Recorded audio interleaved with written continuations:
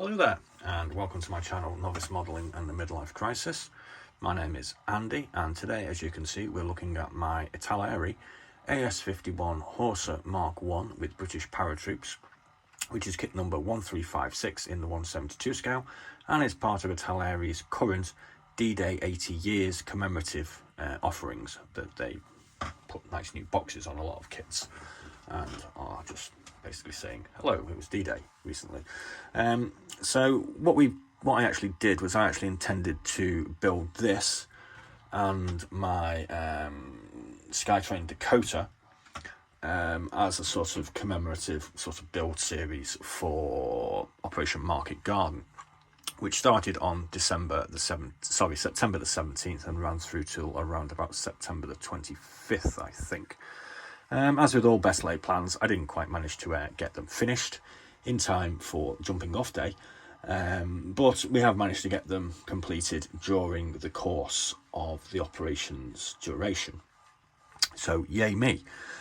This particular kit is actually a relatively old moulding, dating, I think it's from the 1980s, so it's not the best kit, I suppose you could say, but it has sort of, been updated quite regularly, and it now comes with these rather nice D-Day stripe decals. It also comes with the paratroops and pilot figures, which are quite nicely detailed also. I didn't have time to attack those, and I haven't actually attempted any 172 scale figures as yet, apart from the odd pilot here and there, so maybe we'll do those sometime next year as part of an extended D-Day build, which I did actually do some D-Day stuff this year also. So as far as the instructions for this were concerned, they were really easy to follow, really nicely presented, and everything seemed to go together quite well. I didn't actually bother doing a lot of the interior detail on this, so I left all the benches out because I am actually restricted on time because I work 4 days on, 4 days off on nights, and I don't really have much time in the days when I'm in work. And I actually forgot to put this partition panel in between the cockpit and the storage area in as well. Naughty me. So I didn't paint the interior storage area either, but I did do a basic paint up of the cockpit because obviously you can see that through the cockpit glazing. Incidentally, I did make a little bit of a boo-boo here. I didn't realise, but the cockpit glazing panel is supposed to have the metal parts done in black. I decided to do them in brown because that was the continuation of the camouflage pattern. So it's kind of not quite right. This particular kit is the D-Day Operation Tonga Pegasus Bridge Assault kit, so it's not particularly historically accurate, you could say, for Market Garden, but it's just a kit that I have sort of available to me in my stash, so I thought it'd be kind of good to build it for this day. Obviously the decals that are provided are representative of gliders that were present at the Pegasus Bridge Assault, so like I say, it's not particularly accurate, but yeah, there we go. The painting on this has been done in airbrush. The primer that I used was my Army Colour ash grey primer, aerosol type. The colours that I used for the cockpit floor, I used XF84 Dark Iron, which is kind of my go-to colour for doing that sort of area. I used cockpit green on the interior of the cockpit, which I always use Imperial Japanese Navy XF71 because it's the one that's open and I don't want to be bothering opening some other ones. Any sort of aluminium parts in the cockpit or elsewhere, I've used XF16 flat aluminium. I opened this XF57 buff for the padding on the pilot's seats. XF90 red brown was the nearest sort of colour I could get my hands on out of my paint box to do the browns on the camouflage pattern. Strangely, XF13 Japanese Army green was the recommended conversion from the Tamiya paint, from the Italeri paint to Tamiya. So I found that kind of bizarre that I'm using a Japanese Army colour on a British Air Force glider. dark iron. I've got 2 dark irons out for some reason, don't know why.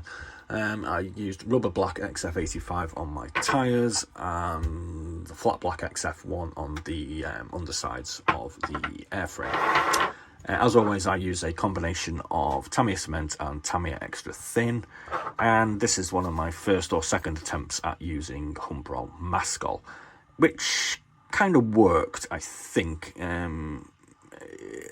When I pulled it off, there is a little bit of touching up that maybe need to do, but I'm going to work this evening and I just needed to get this video boxed off, basically. So I kind of used it on the portholes. I attached my cockpit cover as the last thing. I actually did that about 20 minutes or so ago. So when I pulled the Mascol off, or when I started to pull the Mascol off, I did actually pull some paint off as well. So it just needs a bit of a touch up, basically, around there. I've actually got a nasty fingerprint on there. I should probably be using my gloves. As far as varnishing was concerned, I used Vallejo acrylic gloss varnish for my first and second coats. I then applied my decals, and then I used my matte varnish to try and tone it down. Still kind of looks a bit shiny to me. I seem to be finding this when I'm doing this, so maybe I need to be putting more than the 2 coats that I'm putting on this. So we'll pick it up now and have a quick gander, and I'll show you what bits I kind of think I did well and which bits I kind of didn't. When I put this together, with it being an old kit and with my kind of still basic skills as a novice builder, I did find a lot of the seams weren't kind of lining up perfectly. So we did attack it with a whole load of, I can't find it, Vallejo plastic putty. And we rubbed it down with our sanding sticks and sanding pads.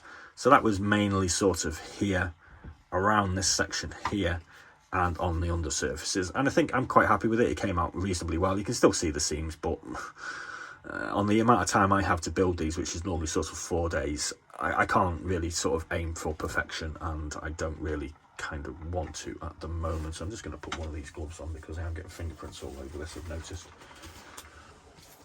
Probably because it was only varnished yesterday. So the transfers decals were the ones provided, and I was kind of skeptical when I did this and the Dakota as to how well these big decals would go on, because I've never really done any decals this sort of size before. So I was pleasantly surprised that they went on so well. There's a couple of little bubbles here and there. I did actually try and prick a few of them with pins, which kind of worked, but did kind of leave a pinprick mark on them. So there's a couple there and there. There's a bit of touching up to do on the tyre because the tyre was probably put on. We've got a couple of overlaps here and on here, which I put it in the right position, so it was supposed to be right by the tail, but obviously maybe it would have been benefited from putting a little bit further up or putting the folds at the bottom. But as I experienced on the front, it is kind of difficult to get these lined up. This one worked out quite well. This one you can see is at a bit of an odd angle, but them's the brakes. Again, at the back here, it's on an odd angle as well. So it's kind of a thing, sort of like, do you want the front to look right and sort of have the back? I don't know. More practice is required, obviously. These roundel decals went on quite well, considering for me it was over this sort of ridge, which I was a little bit worried about. I've got the caution and warning decals on here. There's a bit of a gap here between this and this, but I just wanted to get this one finished, so I'm quite happy. Like I say, I am going to do a bit of touching up, and when I was trying to tease my Mascol off, I managed to put one of my portholes into the cabin, so that's lost forever, and that's a bit unfortunate, but never mind. So I'm quite happy with how this turned out. Oh, incidentally, it's in the takeoff pose at the moment because it wasn't weighted. I should know by now to weight these things down, but I keep on forgetting. But luckily, Italeri do actually provide this little stand that you can put underneath the rear of the fuselage, so it doesn't actually always end up sort of sitting on its arse, so to speak. So that's a good little thing that they provide. Well done, Italeri, for thinking that one through. So moving on to the figures that come with this, you actually get a range of 1, 2, 3, 4, 5, 6, 7, 8, 9, 10, 11, 12, 13 figures, and these are all kind of really nicely detailed. These are a recent addition to the older kit from about 10 years ago. At some point we're going to have a go at doing some 132 figures. We've got a load of D-Day ones to have a go at, but these look much better than the D-Day ones that I have. You get a bunch of stands with it as well, and a bunch of rifles and Sten guns and a Piat rocket launcher, some backpacks, etc, etc. And you actually get 2 pilots with this as well, although I'm pretty sure that's, well, I don't know, 1 pilot and 1 sort of, he kind of looks like a paratroop, I'm not exactly quite sure, but you also get that with it too. And that's pretty much the roundup for this particular kit. Like I say, I'm quite happy with how it turned out. I'm sort of kind of freaked out a little bit by the sort of putting 2 layers of matte varnish on and it's still looking a bit shiny. Do I need to put more varnish on? Do let me know in the comments box. Be grateful for that. Please do check out some of our other videos that we have. We've got a whole host of what's in the boxes and build videos available. We're getting up for 300 videos on our channel now. I'll put a link in the description box to the build series for this particular kit and the what's in the box, which was done a couple of weeks ago, so you can have a look at what it looks like when it comes out of the kit before I've attacked it with my glue and my paints. I'm going to be off for 12 days shortly, and I'm going to be starting what I'm calling Big Plan, which is going to be a series or multiple series of themed builds. So we're going to be featuring sort of a theme every week or so. Those of you that have been watching my Holland videos will have noticed that I seem to have a bit of a thing for small World War II era European nation air forces. So we're going to be doing sort of one country every week or so. We're going to be also throwing in some of our 135s, as I really need to start back building some of those now as well. So we'll be doing sort of Africa Corps or Russian Front or D-Day for them, or we'll just do something a bit random like motorbikes or something. And the same goes for the aircraft that I've got. We'll be doing sort of like maybe sort of float planes or flying boats every now and again. So there's plenty going to be going on, with some other bits of randomness thrown in. And that's about all I have to say for today. I'm going to go to work this evening, and this one will be available to you. Kind of sounds weird. I'm doing this on Sunday afternoon, and this will be available to you this morning, which is Monday.